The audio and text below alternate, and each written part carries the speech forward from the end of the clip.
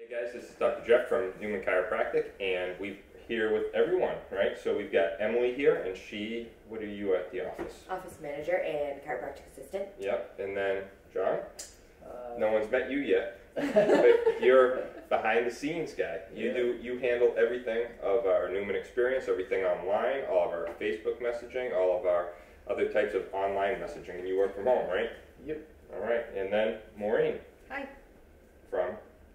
Maureen's Meals. Yeah. All right, cool. So what we wanted to go over today is what we are doing at the office about the coronavirus disease, the COVID-19 situation that's going on.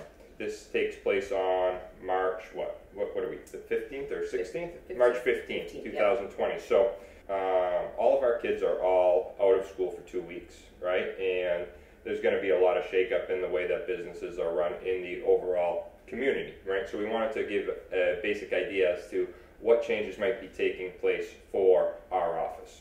So what we wanted to start out with was when you are entering the office, you end up interacting with Emily. So what are the changes that you are going to be making at the front station of the office?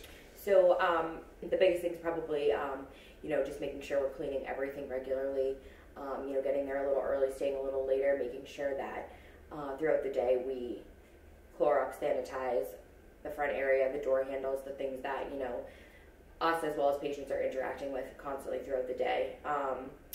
When people call to make their appointments, I will be checking to make sure if they have traveled recently or if they aren't feeling well or if they're having any symptoms that could, be related to the virus, that I just get that information from them first, and then, I can go ahead and direct them to have a conversation with Dr. Jeff where he is kind of going to make the call as far as if the patient should come in or if we at that point should direct them to go get tested if it sounds like they could potentially be infected. Yeah, and one of the big things is we are, the chiropractic office, we are trained as primary care physicians. So I have a really hard time feeling like I'm turning you guys away and just like letting you guys out there to fend for yourself. So we want to make sure that we have all the information possible to help direct you guys, whether it be just over the phone or even FaceTime situations, right, to direct you guys to the right location. And we've gone over a lot in the office about how we're going to be able to do that. I trust you with that.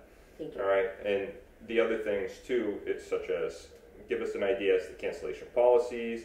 We've got really just one room, but we got 2 rooms where we can treat in. Yep. And then making sure that we're notified when if someone, because I do feel as though more people are going to be testing positive for this. So what are we going to do when we do find out that someone's tested? Like, we'll let them, will we let everyone know, give a blast email, things like that? Yeah, I think, as far as the patient or, person who, if it's, a confirmed positive case, then, we as the office would have probably at that point potentially been exposed, so we would want to know.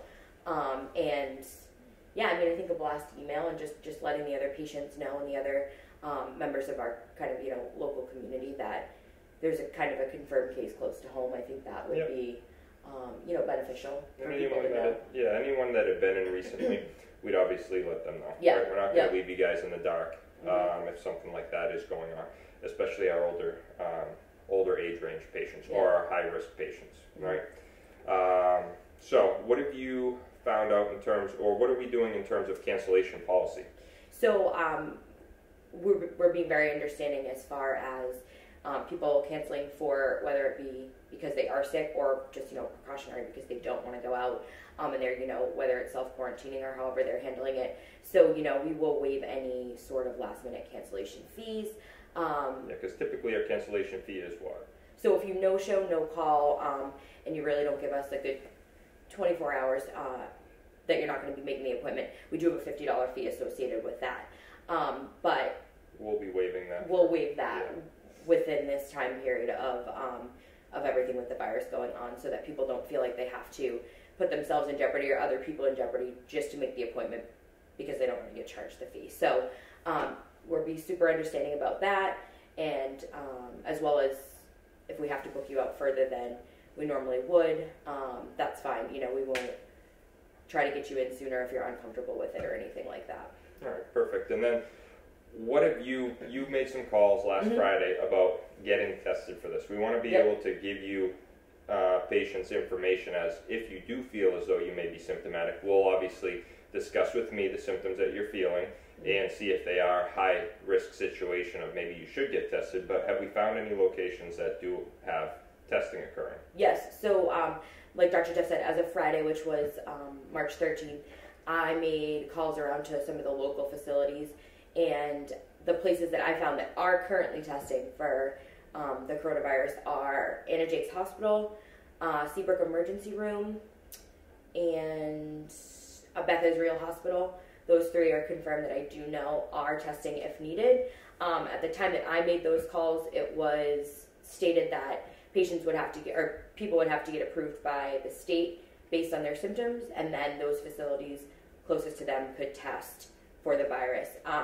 I did confirm with the Newburyport Convenient MD Urgent Care there. They are not testing, so that's a popular place for a lot of people to go if they're not feeling well. But if it's anything for that reason, they are not testing as of right now.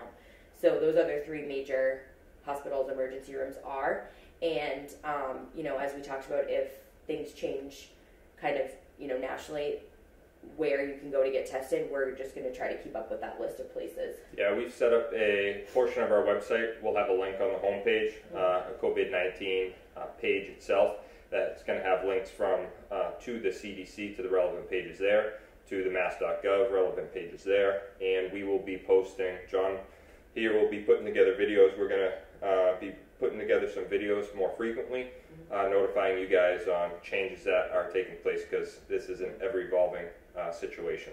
All right? So we just want to touch on the waiting room a little bit too. Yes. As far as minimizing the foot traffic of coming through the waiting room. So we will make sure that our schedule isn't overbooked or double booked to the point where patients are going to be overlapping and kind of in close contact with each other when it's not necessary. And as Dr. Jeff said, we actually do have a second exam room we can use if patients are there at the same time and we want to just kind of get them in room separated before their treatment. And so that will help minimize that person-to-person contact. All right, so as Maureen sits here and hasn't said anything, I'm sure she's thinking, why are you here? No, I know why. Oh, you know why you're here. Okay. So what we want to do is we want to offer more information as well, or continuous types of information. So we want to, we have Maureen here for a perspective, because how long do you teach in the public school system for? 15 years. 15 years, all right. So we're going to get some perspective from Maureen about what this really means in the big picture of really what have we seen anything like this before? Have I seen anything like this before? And then, John, you've been following this regularly back when, I think you texted me back in January, and you were asking me some questions about it. So we've had a lot of dialogue about this entire evolving situation. So you've been heavily interested in it for a while. So how long have you been following the this evolving process? Like since it was before it was a problem in China, honestly, like when it was just becoming, So when was that? Because first cases in China were around like November, so you were hearing early about that. January, I think, is like when I found it. Okay.